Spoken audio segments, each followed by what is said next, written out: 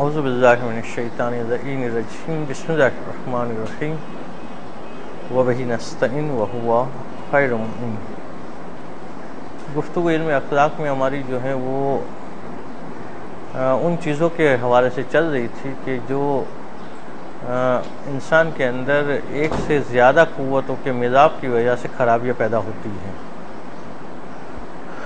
کہ جہاں پہ کبھی جو ہے قوت بہیمیہ اور قوت غضبیہ دونوں مل کے وہ خرابی پیدا کرتے ہیں، تو کبھی قوت غضبیہ اور قوت عقلیہ مل کے وہ خرابی پیدا کرتے ہیں، تو کبھی جو ہے اس کے اندر قوت بہیمیہ، قوت غضبیہ اور قوت عقلیہ دونوں شامل ہوتی ہیں۔ تو ان خرابیوں کی ابھی تو صرف فہرست بیان کی جا رہی تھی، ان کے حوالے سے تفصیلی گفتگو جو ہے وہ آگے آئے گی۔ تو اس فہرست میں جو ہے ہم پہنچے تھے ریا پر، کہ آخری جو چیز بیان کی گئی تھی وہ ریا تھی، کہ ریا ان خرابیوں میں سے ہیں کہ جس کے وجہ جو ہے وہ ایک سے زائد قوتیں ہو سکتی ہے، کہ ریاکاری کبھی فقط قوت بہیمیہ کی وجہ سے ہوتی ہے، تو کبھی فقط قوت غضبیہ کی وجہ سے ہوتی ہے، اور کبھی جو ہے وہ اس کا سبب جو ہے دونوں چیزیں ہوتی ہیں۔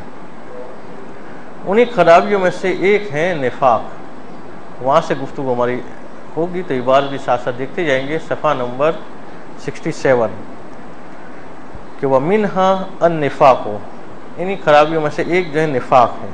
نفاق کیا چیز ہے؟ اس کا لفظ جو ہے اس میں فاعل والا صیغہ تو عام طور پہ سب کے ذہن میں ہے، جس کو منافق کہتے ہیں۔ نفاق کا تعلق جو ہے بعض اوقات عقیدے سے ہوتا ہے اور بعض اوقات جو ہے وہ عمل سے ہوتا ہے۔ عقیدے کا نفاق یہ ہے کہ انسان جو ہے عقیدہ جو رکھتا ہو اس کے برخلاف ظاہر کرے۔ البتہ دو صورتیں ہوتی ہیں، بلکہ اگر عقلی اعتبار سے ہم صورتیں بنانا چاہیں تو 4 صورتیں بن سکتی ہیں۔ ایک صورت یہ کہ انسان جو ہے جو عقیدہ رکھ رہا ہے صحیح والا، اسی عقیدے کو بعین ہی اظہار کرے، مثلا وہ ہے بھی مسلمان، دل سے اور زبان سے بھی اسلام کا اظہار کرتا ہے، تو اس کو ہم کیا کہتے ہیں؟ مسلمان۔ ایک یہ کہ قلب سے وہ کافر ہیں اور اظہار بھی کفر کا کرتا ہے، تو اس کو ہم کیا کہتے ہیں؟ کافر۔ اور اگر دل سے جو ہے وہ کافر ہو اور زبان سے اسلام کو ظاہر کرے تو اس کو کیا کہتے ہیں؟ منافق۔ اور اگر دل میں ایمان ہو اور زبان پہ کفر جاری کرے کسی مصلحت کی وجہ سے، جان و مال، عزت و آبرو کی حفاظت کی خاطر، تو اس کو ہم جو ہے وہ تقیہ کا نام دیتے ہیں۔ تو یہ چاروں جو واضح ہو گئے ہوئے انشاءاللہ اس شور کے درمیان بھی، کہ صلوات پڑھیں۔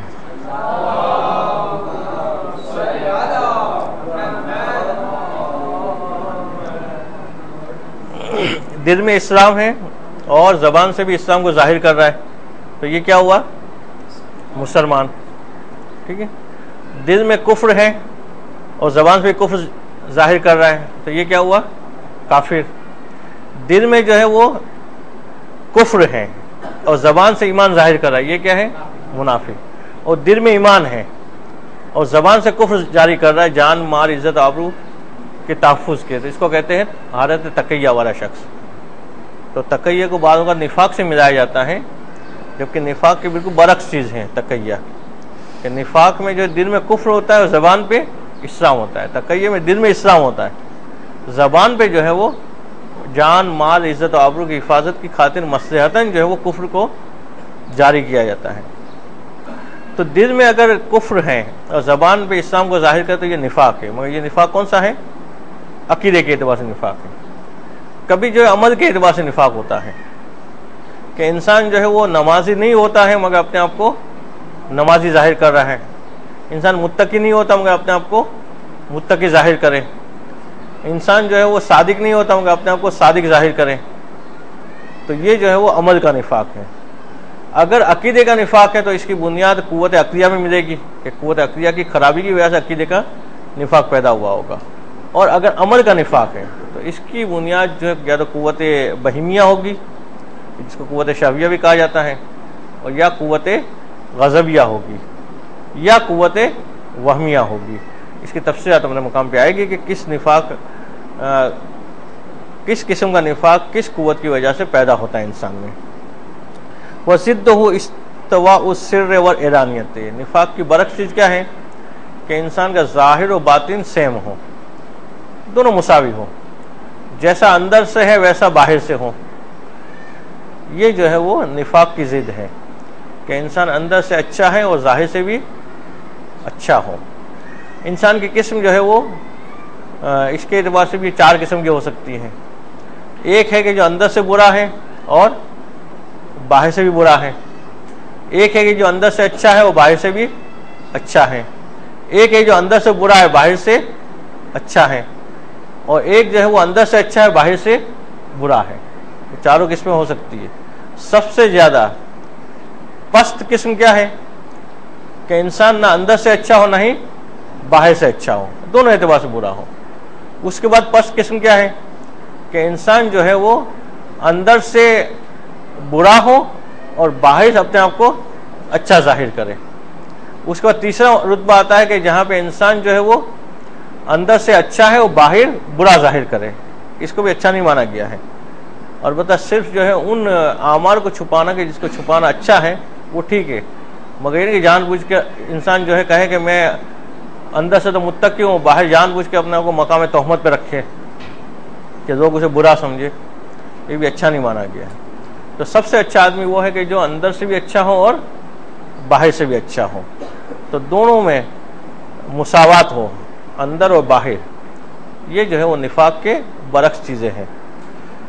البتہ اس کے اندر ایک بحث ہے کہ بعض اوقات انسان کو اپنے آپ کے لیے ان اعمال کو اپنے سے منسوخ کرنا پڑتا ہے کہ جس سے وہ منسلک نہ ہو کسی خاص مصلحت کی وجہ سے، مگر یہ وہ مقامات کون سے ہیں اس کی گفتگو آگے آئے گی۔ یہ جملہ ہم نے اس لیے کہا کہ بات کے اوپر کوئی اعتراض نہ آنے پائے۔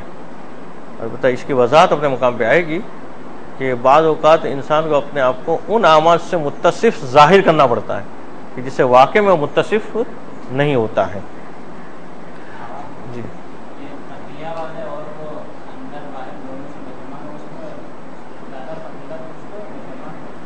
نہیں، زیادہ فضیلت بعض اوقات تقیہ میں بھی ہوتی ہے، دیکھنا پڑے گا کہ حکم خدا کیا ہے۔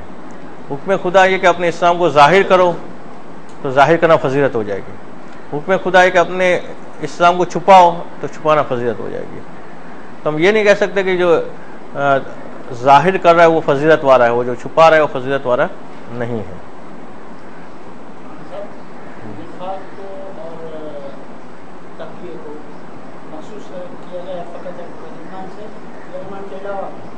ایمان کے علاوہ بعض صورتوں میں مصلحتاً اعمال میں بھی یہ چیز آتی ہے، مگر اعمال میں بھی نفاق برا ہے اور اعمال میں بھی تقیہ جو ہے وہ اچھی چیز رہے گی، مگر یہ اس وقت جب ظاہر کرنا پڑے کسی خاص اخروی فائدے کے حاصل خاطر، دنیوی فائدے کے حاصل خاطر جو ہے ظاہر کرتا ہے کہ مثلا پتہ ہے کہ مثلا فلاں جگہ پہ مجھے امداد دینی ہے اور امداد دینے کے لیے ضروری ہے کہ نمازی اپنے آپ کو ظاہر کروں، تو اندر سے تو بے نمازی اپنے آپ کو نمازی ظاہر کر رہا ہے، تو وہ یہ نفاق والی بات ہوگی۔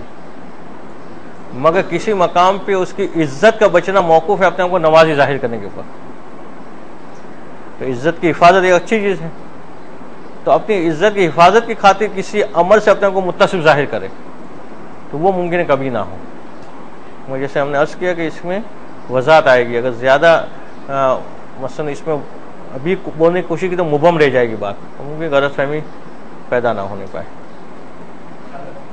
جی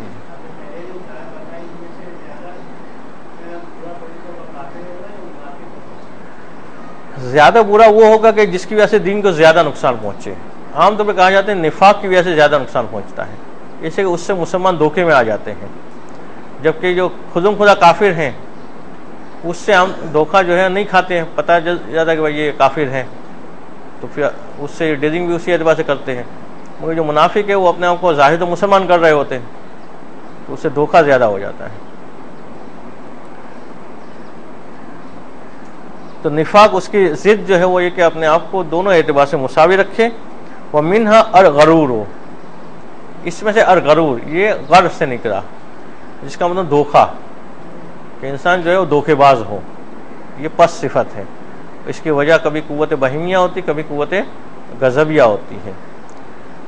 اس کے مقابلے کی اچھی صفت کیا ہے کہ وَزِدْتَهُ الْفَطَانَةُ وَالْعِلْمُ وَالزُّهْدُ، کہ اس کی زیدیں تین چیزیں بتائی گئی.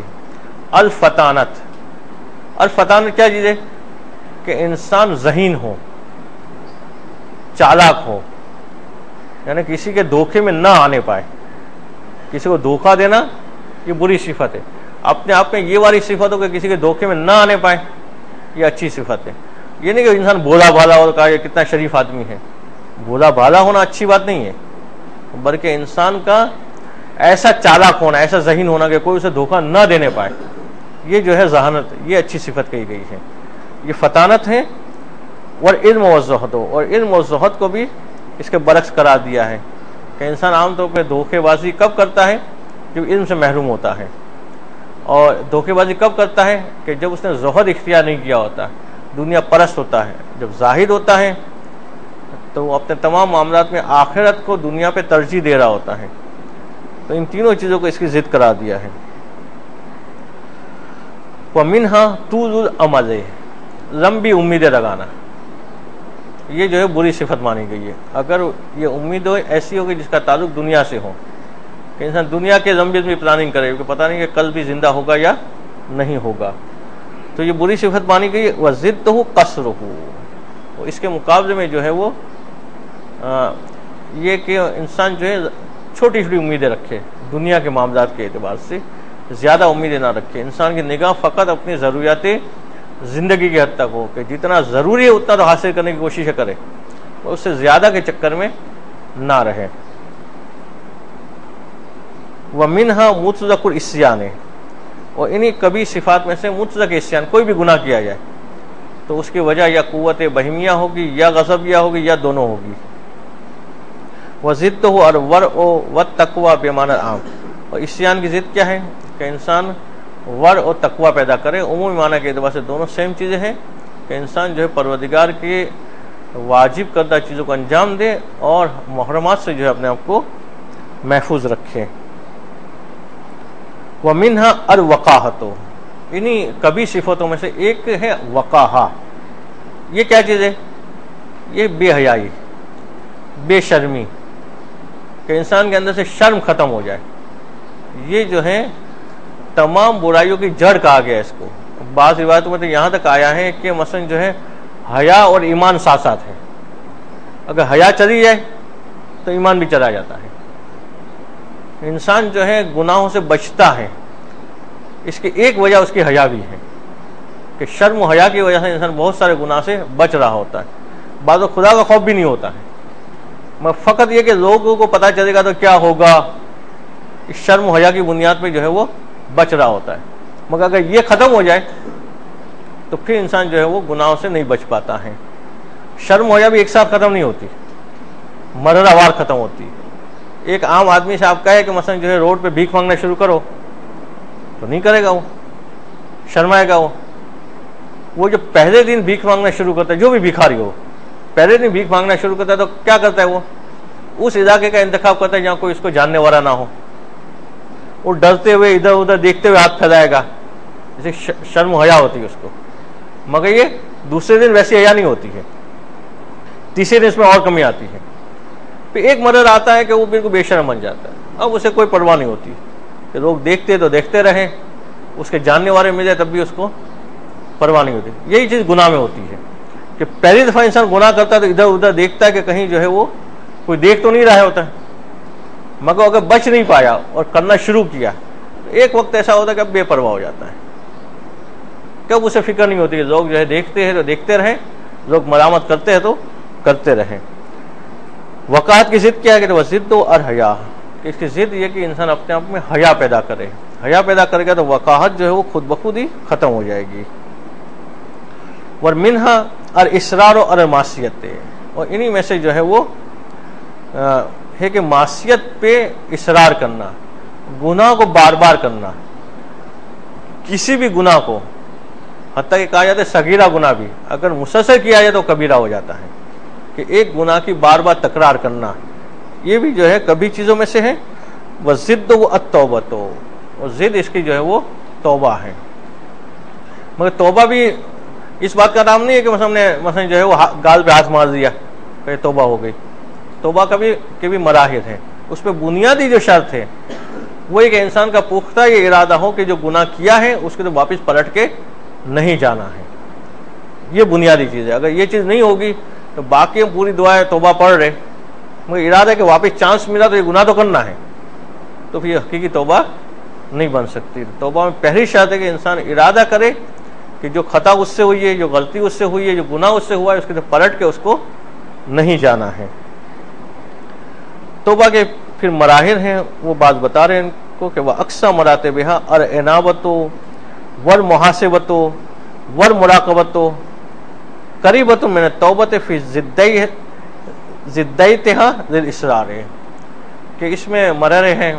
ایک جو ہے الانابہ، انابہ یعنی انسان پلٹ آئے، جیسے کہ انسان جب کسی جگہ پہ جا رہا ہوتا ہے اور آگے جا کے اس کو پتہ چل جائے کہ میں نے غلط راستہ اختیار کیا ہے، تو پہلی ذمہ داری اس کی کیا ہے کہ اس راستے سے پلٹے، جس راستے میں جانا ہے اس راستے کی طرف جائے وہ۔ تو اگر گناہ کی وجہ سے پتہ چل گیا کہ وہ غلط راستے پہ چلا ہے تو پہلی ذمہ داری یہ کہ وہ وہاں سے پلٹے۔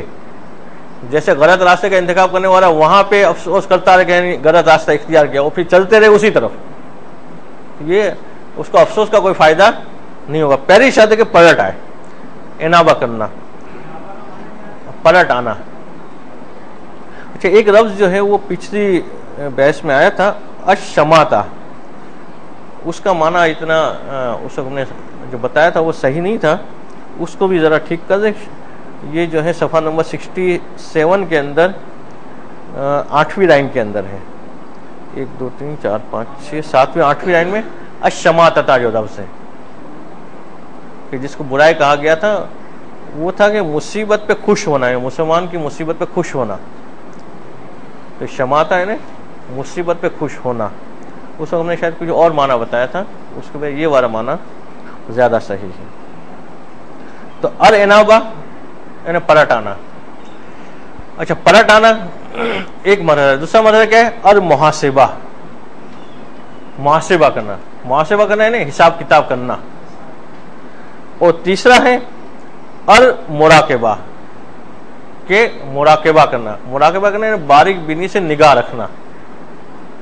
پہلے تو انسان مثلا جو ہے وہ جب پتہ چل گیا اس کو غلط راستے پہ چلا گیا ہے تو پہلا کام تو کر کے پلٹ آئے، پلٹ آنے کے بعد اب جس مقام پہ واپس پہنچ گیا کہ جہاں سے اس نے غلط سفر شروع کیا تھا، یہاں پہ آ کے اپنا محاسبہ کرے کہ یہ غلطی ہوئی کیوں تھی، مجھے خطا کس سے ہوئی تھی۔ اگر اس کو محسوس ہوا کہ میں نے فلاں آدمی سے راستہ پوچھا تھا، اس نے مجھے غلط راستہ بتایا تھا، تو یہ تو طے کرے کہ آپ کبھی اس سے راستہ نہیں پوچھنا ہے۔ اس کے کہنے کی وجہ سے میں گمراہ ہوا اور غلط راستے پہ گیا۔ اس کے بعد اب آگے جا کے کیا کرنا ہے؟ اس کو مراقبہ کرنا ہے۔ مراقبہ یعنی اپنے اوپر باریک بینی سے نگاہ رکھنی ہے کہ اب جو ہے کہیں ادھر ادھر پھٹکنے نہ پائے۔ بعض روایتوں میں یہاں تک آیا کہ مومن کے پاس جو ہے 2 نگاہیں ہوتی ہیں۔ ایک نگاہ تو یہ ظاہری نگاہ ہے جس سے انسان ظاہری چیزوں کو دیکھتا ہے، ایک اس کی نگاہ جو ہے دل کے اندر بھی ہوتی ہے، قلب کے اندر بھی۔ اس نگاہ کے ذریعے سے وہ اپنے اعمال پہ مسلسل نظر رکھے ہوتا ہے۔ جس طرح سے اس نگاہ سے چلتے ہوئے ہم دیکھتے ہیں کہ کہیں گڑھے میں نہ گر جائے، کہیں راستے میں ایکسیڈنٹ نہ ہو جائے، کسی سے ٹکرا نہ جائے، کہتے ہیں قلب کی نگاہ سے وہ اس بات کے متوجہ ہوتا ہے کہ کہیں اسے کوئی خطا نہ ہو جائے، کہیں گناہ نہ ہو جائے، کہیں زبان سے کوئی بات ایسی نہ نکل جائے، کہیں آنکھ غلط چیز کو دیکھ نہ رہے، کہیں کان غلط چیز کو سن نہ رہے۔ قلب کی نگاہ سے جو ہے وہ اپنے اعمال پہ نظر رکھ رہا ہوتا ہے، تو یہ مراقبہ ہے۔ تو 3 مرحلے، انابہ، محاسبہ اور مراقبہ۔ گناہ کرنے کے بعد پہلے مرحلہ تو یہ پہلے پلٹ آئے اس سے، یعنی کہ گناہ کرتا رہے اور توبہ کرتا رہے، پہلا پلٹ آنا ہے اس کو۔ پلٹ آنے کے بعد اپنا محاسبہ کرنا کہ گناہ ہوا کیوں، اس کی جڑ کو تلاش کرے۔ اس سے کہ انسان کو اتنا تو معلوم ہے کہ کوئی بھی چیز دنیا میں جو ہے بغیر سبب کے وجود میں نہیں آتی، تو اگر کوئی غلطی ہوئی تو اس کی کوئی جڑ ہوگی، بنیاد ہوگی۔ اب اسے پتا ہے کہ میں جو ہے وہ نیٹ پہ بیٹھا تھا اور گناہ کیا، ہو گیا اس سے مجھ سے، پتا چل گیا کہ جڑ کیا تھی، اب اس کو ختم کر دیں، کہ یا تو یہ مثلا نیٹ پہ بیٹھنا ہی نہیں ہے، وہ کہتے کہ نہیں اس سے ختم ہی نہیں ہو سکتا، تو اب دیکھیں کہ وہ ایسی جگہ پہ بیٹھنا شروع کرے کہ جہاں لوگ اسے دیکھ رہے ہو، جہاں پہ لوگوں کی نگاہ مسلسل ہو، یعنی وہ انتظام کرے اس کا محاسبہ کر کے، اور پھر مراقبہ کہ مسلسل نگاہ ہو اپنے آپ کے اوپر کہ جو ہے وہ گناہ نہ ہونے پائے. جی محاسبہ کا لفظی معنی حساب کتاب کرنا، باب مفادہ ہے، آپس میں جو ہے وہ حساب کتاب کرنا. یہاں پہ سیدھا یہ کہ انسان اپنے نفس سے پوچھے کہ یہ تجھ سے ہوا کیوں. وَمِنْهَا الْغَفْلَةُ، انہی خرابیوں میں سے ایک ہے غفلت، غافل ہو جانا. اور اس کی ضد کیا ہے؟ کیا وَضِدُّهُ النِّيَّةُ وَالْإِرَادَةُ، اس کی ضد ہے نیت اور ارادہ. غفلت کا شکار کب ہوتا ہے انسان؟ کہ جب وہ نیت اور ارادے کے بغیر کوئی کام کرتا ہے، یا نیت اور ارادے کی طرف متوجہ نہیں ہوتا ہے، تو وہ غفلت کا شکار ہوتا ہے. اگر نیت اور ارادے کے ساتھ کام کرے گا تو غفلت کا شکار نہیں ہوگا. اور نیت میں بھی کہا جاتا ہے کہ نیت انسان کی جو ہے وہ بہترین ہونی چاہیے. یہاں تک کہ بعض روایت میں آیا ہے کہ نیت المومن خیر من عملہ، کہ انسان کا کہ نیت جو ہے اس کے عمل سے اچھی ہوتی ہے. مثلا مہمان آئے، اس کے سامنے کھانا پیش کیا، انسان کی نیت ہو کہ کاش پروردگار نے مجھے اور دیا ہوتا تو میں اور اچھی چیزیں پیش کرتا. تو عمل سے اچھی نیت ہے کہ اور مثلا جو ہے وہ اچھی چیز پیش کرتا ہے. یہ نہیں کہ اب یہ تو دینا ہی پڑ رہا ہے، کاش اس میں بھی مثلا ڈشیں کم ہو جاتی، مگر کمی کی گنجائش نہیں ہے تو اتنا تو دینا ہی پڑے گا، تو وہ نیت کی خرابی ہوئی. مومن کی نیت اس کے کام سے افضل ہوتی ہے. نماز شب پڑھنے کے بعد بھی یہ سوچتا ہے کہ کاش پروردگار نے اور قوت دی ہوتی تو رات بھر عبادت کرتا، میں چونکہ کام دھندے بھی جانا ہے اور کام بھی ہے. دعا پڑھنے کے بعد پھر نیت ہو کہ اور بھی پڑھ پاتا میں، مگر اب نہیں پڑھ پا رہا ہوں. کہ نیت اس کی زیادہ پہ ہو، جو عمل ہو. یعنی کہ عمل سے خوش ہو جاتے ہیں کہ میں نے بہت کام کیا. کتنے لوگ ہیں جو سوئے ہوں گے اس وقت، میں نماز کے لیے اٹھا ہوا ہوں. کتنے لوگ ہیں جو صبح کی پڑھتے ہی نہیں ہیں، میں تو نماز فجر بھی پڑھتا ہوں. اپنے اعمال پہ فخر کرنے کے بجائے نیت کو جو اپنے اعمال سے بلند رکھے. عمل اس کا چھوٹا ہوتا ہے، نیت اس کی جو ہے وہ بڑی ہوتی ہے. ہاں، نیت المومن خیر من عملہ.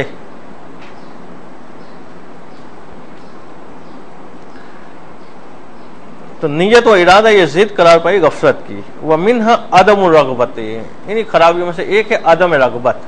عدم رغبت یعنی دل کا نہ لگنا. یہ بھی جو ہے دل کا نہ لگنا یا اچھی چیزوں کی طرف دل نہ لگنا، یہ بھی قوت بہیمیہ یا قوت غضبیہ یا قوت وہمیہ یا بعض اوقات دونوں یا تینوں قوتوں کے مجموعے کی وجہ سے ہوتا ہے کہ انسان کا نیکی کی طرف دل نہیں لگ رہا ہوتا ہے. نماز پڑھ رہے ہوتے ہیں مگر دل نہیں چاہ رہا ہوتا پڑھنے کا، نیک کام کر رہے ہوتے ہیں مگر کرنے کا دل نہیں چاہ رہا ہوتا ہے. تو اس کی بنیاد بھی جو ہے انہی قوتوں کی خرابیوں میں ہوتی ہے. جی اگر مثلا جو ہے وہ شرائط و اجزاء وغیرہ پورے ہیں اس کے ساتھ تو واجب کم از کم ساقط ہو جائے گا اس سے. ثواب پھر اس نماز کی کیفیت کے اعتبار سے اس کو ملے گا، مگر کم از کم واجب ساقط ہو جائے گا اس سے. وہ ضد ہو الشوق ہو، اور اس کی برعکس چیز کیا ہے کہ شوق اور رغبت کے ساتھ کرے وہ کام. کہ نماز فجر پڑھنے کے بعد انتظار ہو نماز ظہرین کا، اس کے بعد انتظار ہو نماز مغربین کا. شوق کہ جہاں پہ رغبت ہو، کہ انسان جس کو محبوب جانتا ہے اس سے ملاقات کا جو وہ منتظر ہوتا ہے. جس کو مثلا جو ناپسند ہوتا ہے اس سے ملاقات سے عدم رغبت ہی ہوتی ہے. تو اگر نماز شوق کے ساتھ پڑھ رہا ہے انسان، اس کا مطلب کہ پروردگار سے ملاقات میں مزہ آ رہا ہے اس کو، اور نماز میں دل چاہ ہی نہیں رہا ہے، ذہن ادھر ادھر گھوم رہا ہے، اس کا مطلب پروردگار کی ملاقات اسے پسند نہیں آ رہی ہے. وَمِنْهَا الْكَرَاهَةُ، اور اسی میں سے ایک چیز ہے کراہت، کہ کسی چیز کو ناپسند کرنا. عدم رغبت میں کیا ہوتا ہے کہ یہ چھوٹا درجہ ہے. ابھی کراہت میں کہ وہ چیز پسند ہی نہیں ہوتی، اس کو زبردستی مثلا جو ہے وہ اس کام کے لیے آمادہ کیا جاتا ہے، ورنہ اس کام کے لیے آمادہ نہیں ہوتا ہے. وہ ضد اور حب، اس کی ضد ہے حب. تو شوق پہلا مرحلہ ہے، اس سے بڑھ کر مرحلہ ہے حب اور محبت. ایسا نہیں کہ شوق کا درجہ اوپر ہے، شوق کا درجہ نیچے ہے، حب کا درجہ اوپر ہے۔ اس سے عدم رغبت یہ چھوٹی خرابی ہے، کراہت جو ہے یہ بڑی خرابی ہے۔ عدم رغبت میں انسان وہ عمل انجام دے رہا ہوتا ہے، کراہت میں اس عمل سے انسان دور بھاگ رہا ہوتا ہے۔ وَمِنْهَا الْجَفَاءُ، وہ انہی خرابیوں میں سے ایک جفا ہے۔ جفا یعنی اپنے وعدے کے مطابق کام نہ کرنا، جو ایگریمنٹ کیا گیا ہے اس کو توڑ دینا، یہ جو ہے جفا کی جائے گی۔ جفا جیم سے، وفا کے مقابلے میں آتا ہے جفا، کہ اپنے ایگریمنٹ کو پورا نہ کرنا، اپنے وعدے کو پورا نہ کرنا۔ وَضِدُّهُ الْوَفَاءُ، اس کی ضد جو ہے وہ وفا ہے۔ جب انسان کلمہ پڑھتا ہے تو کلمے کا مطلب کیا ہے کہ کلمہ پڑھنے کے بعد وہ پروردگار عالم کے ساتھ ایگریمنٹ کر رہا ہے کہ اب تیرے تمام احکامات کو میں بجا لاؤں گا، تو جو واجب کہے گا اس کو کروں گا، جس کو حرام کہے گا اس کو ترک کر دوں گا۔ اب اگر اس کلمے پڑھنے کے بعد پروردگار کے احکامات کا پابند ہے وہ مکمل طور پہ، اس کا مطلب یہ وفا کر رہا ہے، اور اگر ان احکام میں آگے پیچھے کر رہا ہے اس کا مطلب وہ جفا کر رہا ہے۔ کہ ایگریمنٹ کی پابندی کی جائے تو وفا، اس میں کمی بیشی کی جائے تو وہ جفا قرار پائے گی۔ کہ وَهُوَ مِن تَمَامِ الْحُبِّ، کہ یہ حب کا بڑا مرحلہ ہے کہ محبت کے بعد منزل جو ہے وہ وفا تک پہنچتی ہے۔ بعض بار محبت فقط ظاہری ہوتی ہے، مگر جب وفا کا موقع آتا ہے، مشکل کا موقع ہوتا ہے، تو محبت کا امتحان ہوتا ہے کہ انسان عام حالت میں نماز پڑھ ہی رہا ہوتا ہے، عام حالت میں شریعت کی پابندی کر رہا ہوتا ہے اور محبت کے ساتھ کر رہا ہوتا ہے، مگر جیسے ہی کوئی پرابلم آیا، اب اگر نماز چھوٹ جاتی ہے، اب اگر شریعت کی اطاعت چھوٹ جاتی ہے، اس کا مطلب محبت ہی تھی، محبت تمام نہیں ہوئی تھی، وفا کی منزل پہ نہیں پہنچی تھی۔ اگر وفا کی منزل پہ پہنچ جائے تو پھر جو ہے وہ حالات کیسے بھی ہو، ہر وقت اس کی نگاہ جو ہے وہ فقط و فقط پروردگار عالم کی رضا کی طرف ہوتی ہے۔ کہتے جب جابر بن عبداللہ انصاری بیمار ہو گئے اور ظاہراً جو پانچویں امام علیہ السلام یا چوتھے امام، دو میں سے ایک سے منسوب ہے یہ روایت، ان کی عیادت کے لیے گئے جابر کی، اور جابر بن عبداللہ انصاری کے بارے میں آپ کو معلوم ہے کہ کافی طویل عمر پائی انہوں نے ماشاءاللہ، اور پانچویں امام علیہ السلام کی زندگی تب زندہ تھے، وہ کربلا معظہ کے قبر امام حسین السلام کے پہلے زائر کے سب سے پہلے زیارت کے لیے جو پہنچے تھے۔ امام حسین نے جابر سے پوچھا کہ کیا کیفیت ہے تمہاری، کیا عادت ہے؟ تو جابر نے کہا کہ مولا ابھی حالت میری یہ ہے کہ میں جو ہے موت کو زندگی پہ ترجیح دے رہا ہوں، بیماری کو صحت پہ ترجیح دے رہا ہوں، اور غربت کو جو ہے وہ تمنگری پہ ترجیح دے رہا ہوں۔ تو امام حسین نے فرمایا کہ جابر یہ تمہارا مقام ہے، اب ہمارا مقام سنو کہ ہم کس مقام پہ ہیں۔ ہم دیکھتے کہ بیماری ہو یا صحت ہو، تمنگری ہو یا غربت ہو، موت ہو یا زندگی ہو، ہم یہ دیکھتے خدا کی رضا کس میں ہے، وہ جو دے وہ ہمیں پسند ہے، وہ موت دے تب بھی راضی ہے، وہ زندگی تب بھی راضی ہے، وہ صحت دے تب بھی راضی ہے، وہ بیماری دے تب بھی راضی ہے۔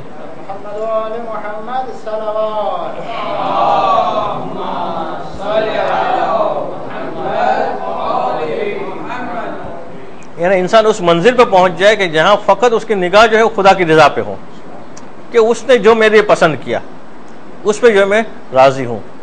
کہ جہاں پہ یہ جملہ بھی دار کرتا ہے کہ ان صلاتی و نسکی و محیایا و مماتی للہ رب العالمین، کہ میرا جینا، میرا مرنا، یہ سب کچھ جو ہے کس کے لیے ہے؟ خدا کے لیے ہے۔ میری نماز، میری باقی عبادات، سب کچھ جو ہے وہ خدا کے لیے۔ انسان اپنے آپ کو اتنا خالص کر لے کہ اس کی نگاہ فقط و فقط پروردگار عالم کی ذات کی طرف ہی متوجہ ہو۔ تو یہاں پہ ایک جو ہے جفا، اس کے برعکس جو ہے وفا ہے۔ وَمِنْهَا الْبُعْدُ، اور انہی میں سے ایک بعد۔ یہ بعد جو ہے اس لفظ کو سمجھنا تھوڑا مشکل ہے، مگر اس کی جب ضد سمجھ لیں گے تو واضح ہو جائے گا کہ وہ ضد ہو الانس، کہ یہ انسیت، انسیت یہ جفا، یہ وفا سے بھی آگے کی ایک منزل ہے۔ آگے آپ مقامات پہ پڑھیں گے کہ جہاں پہ انسان اتنا اس چیز سے مانوس ہوتا ہے کہ پھر اس چیز میں اس کو لطف آنے لگتا ہے۔ یعنی بعض اوقات وہ چیز ایسی بھی ہوتی ہے کہ عام لوگوں کو وہی چیز جو ہے وہ ناپسند ہو رہی ہوتی ہے، اس کو وہی چیز جو ہے وہ پسندیدہ بن جاتی ہے، کہ جب اس سے اتنا مانوس ہو جائے کہ عام لوگوں کی ناپسندیدہ چیز اس کے لیے جو ہے وہ محبوب بن جائے۔ جب کہا جاتا ہے کہ خراسانی شخص جو ہے وہ ظاہر ساتویں امام علیہ السلام کے پاس آیا، صلوات پڑھے محمد،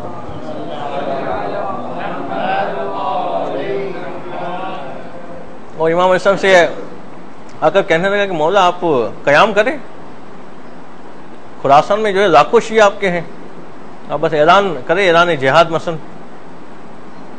سب اٹھ کھڑے ہوں گے آپ کی حمایت کے لیے۔ امام علیہ السلام نے جو ہے قریب میں ایک تنور جل رہا تھا، امام علیہ السلام نے کہا کہ اچھا اس میں جا کے بیٹھ جاؤ، تو کہا مولا میں پردیس سے آیا ہوں، بال بچوں کو چھوڑ کے آیا ہوں، واپس بھی جانا ہے مجھے۔ تو کہا ٹھیک ہے بس۔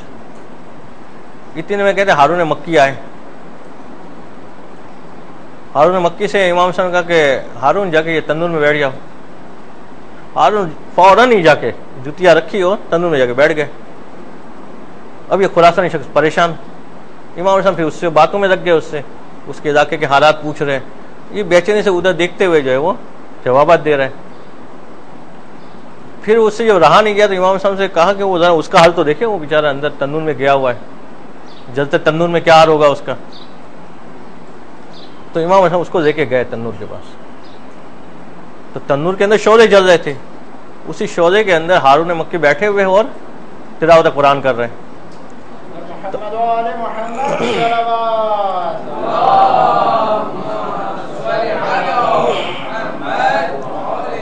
تو اب یہ آگ میں بیٹھنا عام حالت میں عام لوگوں کے لیے وہ بہت اختیار کرتے، اسے دور بھاگتے کہ نہیں، مگر جو مثلا معرفت رکھ رہے ہوتے وہ اسے قرب اختیار کر رہے ہوتے، وہ اسے دور، اسے مانوس ہوتے، وہ دیکھتے آگ کو نہیں دیکھتے، وہ دیکھتے حکم امام کو دیکھتے کہ حکم امام ہے، آگ میں بیٹھ جاؤ تو آگ میں، اب وہ چاہے آگ جلا دے تب بھی خوش ہے، نہ جلائے تب بھی خوش ہے۔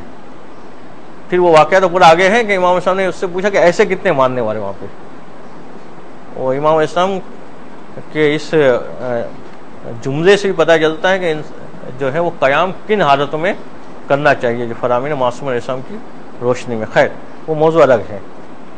تو انسان جو ہے اس سے مانوس ہو جائے، اتنا مانوس ہو جائے کہ مثلا خوش ہے، مثلا جب کہا جاتا ہے کہ حضرت ابراہیم علیہ السلام کو آگ میں پھینکا جا رہا تھا،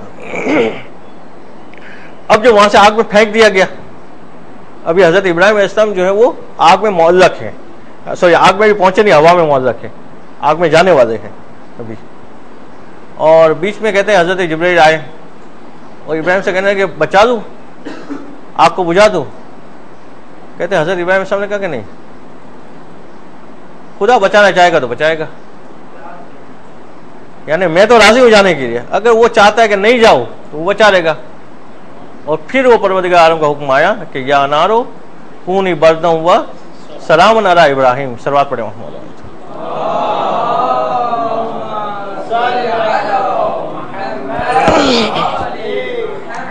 تو انسان جو اس منزل پہ پہنچ جائے گا، اس کی نگاہ فقط و فقط پروردگار عالم کی رضا کے اوپر ہے کہ وہ راضی آگ پہ جانے پہ تو آگ پہ جانے پہ آ جائے، تو یہ انسیت کی منزل ہے جو وفا کے بعد ہے۔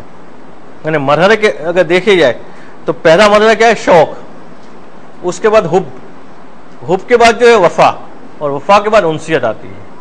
اور اس طرف کے مرحلے میں ہم دیکھیں تو انسان میں پہلے جو خرابی پیدا ہوتی ہے وہ کس چیز کی پیدا ہوتی ہے؟ کہ عدم رغبت، کہ پہلے جو عبادت کی تو رغبت نہیں ہوتی ہے، اگر اس کا علاج فوراً نہیں کیا گیا تو اس کے بعد کیا ہوگا؟ کراہت پیدا ہونے لگے گی، اس کے بعد کراہت کے بعد کیا ہوگا؟ جفا ہونے لگے گی، اور جفا کے بعد بود ہوگا، دوری اختیار ہوگی۔ وَمِن لَوَازِمِهِ حُبُّ الْخِلْوَةِ وَالْعَزِرَةِ، اور جب انسیت پیدا ہوتی ہے تو اس کے لوازمات میں سے کیا ہے کہ انسان جو ہے وہ خلوت کو پسند کرنے لگتا ہے اور کنارہ کشی کو پسند کرنے لگتا ہے، ان لوگوں سے دور بھاگتا ہے جو اس کی تعریفیں کرتے ہیں، ان لوگوں سے دور بھاگتا ہے جن کے سامنے اس کی عبادتیں عیاں ہو رہی ہوتی ہے، بلکہ چاہ رہا ہوتا ہے کہ تنہائی ملے تاکہ میں پروردگار عالم کی عبادت کروں، اور اس طرح سے کروں کہ میرے اور پروردگار کے عالم کے درمیان جو گفتگو ہو رہی ہے وہ کوئی نہ سننے پائے، کہ وہ رات کی مناجات کی چاہت پیدا کرتا ہے اپنے آپ میں، کہ یہ جو ہے مرحلہ پیدا ہوتا ہے انسیت کے بعد۔ بعض اوقات ہم ناکام کیوں ہوتے ہیں کہ ہم پہلے مرحلے میں چاہ رہے تھے کہ مناجات شروع ہو جائے، تو وہ 2 دن چلتی ہے، جو اس میں مثلا اٹھ جاتے رات کو 2 بجے 3 بجے، اور پھر تیسرے دن جو ہے وہ ختم ہو جاتی ہے. اس لیے جو پروسیس ہے اس پروسیس سے گزر کے اس مقام پہ نہیں پہنچے ہوتے ہیں. تو اس کے بعد کا یہ مرحلہ کہ جہاں پہ انسان خلوت اور عزلت کو پسند کرتا ہے، کہ تنہائی کو چاہتا ہے، کہ تنہائی یہ نہیں کہ انسان جو ہے وہ معاشرے ماحول کو چھوڑ کے جنگل میں آباد ہو جائے. تنہائی سے مراد اپنے ان تمام مصروفیات میں سے وہ وقت نکالنا چاہ رہا ہوتا ہے کہ جس میں فقط وہ ہو، اس کا رب ہو، اس کے میں باتیں ہو رہی ہو، کوئی اور سننے والا نہ ہو اس باتوں کو. جی کیا چیز؟ دونوں کا تقریباً عطف تفسیری ہے، ایک ہی معنی ہے، تنہائی کو پسند کرنا، خلوت کو پسند کرنا. وَمِنْهَا السَّخْطُ، اور انہی خرابیوں میں سے پھر یہ خرابی ہے کہ انسان ناراضگی پیدا کر دیتا ہے پروردگار عالم کی، اور اس کا برعکس یہ ہے وہ ضد و رضا، اور پھر اس کی ضد جو ہے وہ رضا ہے. یہ سخت جو ہے 5واں مرحلہ ہے. پہلا مرحلہ کیا تھا؟ عدم رغبت. اس کے نتیجے میں کیا پیدا ہوئی؟ کراہت. کراہت کے نتیجے میں کیا پیدا ہوئی؟ جفا. جفا کے نتیجے میں کیا چیز پیدا ہوئی؟ بعد. اور بعد کے بعد جو ہے وہ یہ سخت پیدا ہوگی، پروردگار کا ناراض بندہ بن جائے گا یہ. اور اس طرح 5ویں مرحلے میں کیا ہوگا؟ الرضا، کہ پھر رضا کی منزل پہ آئے گا. بعد کے بعد جو مرحلہ تھا وہ یہ سخت کا، سین خے اور توئیں، پروردگار کی ناراضگی. اور ادھر جو ہے 5واں مرحلہ ہے رضا کا، کہ پہلے جو انسان رغبت پیدا کرے کسی عمل کی طرف، پھر اس کی حب پیدا کرے، پھر انس پیدا کرے، پھر وفا کا مرحلہ، اور پھر جو ہے پہلے وفا اور پھر جو ہے انس کا مرحلہ، اور اس کے بعد رضا کا مرحلہ آئے گا، کہ 5واں مرحلہ جو ہے وہ رضا کا ہوگا. جی ہم تو ہو نہیں سکتی ہے، ہم سمجھ رہے ہوتے ہیں، مگر انسیت پیدا ہو نہیں سکتی جب تک کہ اس سے پہلے والے مرحلے کو ہم نے کراس نہیں کیا ہوتا ہے. اور اگر وہ وہاں پہ ہم سمجھے کہ وہاں پہنچ گئے تو غلط روٹ سے پہنچے ہوں گے، واپس وہاں جانا ہی پڑے گا. جی پہلے رغبت ہوگی، پھر شوق ہوگا، پھر انسیت ہوگی، پھر جو ہے پھر وفا ہوگی، پھر انسیت ہوگی، اور پھر رضا کا مرحلہ ہوگا. رضا اور پھر یہ قریب تسلیم سے پھر انسان تسلیم کی منزل پہنچتا ہے، کہ وہ ضد و رضا و قریب منہ التسلیم. اس تسلیم کا دوسرا نام کیا ہے؟ وہ یسمى تفویضاً، کہ جو آپ نے جب پہلا درس پڑھا تھا تو اس سے پڑھا تھا شرح مسئلہ میں کہ اول علم معرفت الجبار و آخر علم تفویض الامر الیہ، اور پھر یہ 5واں اور آخری مرحلہ یہ تفویض کا مرحلہ ہوگا، جس کی تھوڑی سی انشاءاللہ ہو سکا تو وضاحت کریں گے اگلے درس میں. صلوات پڑھیں محمد.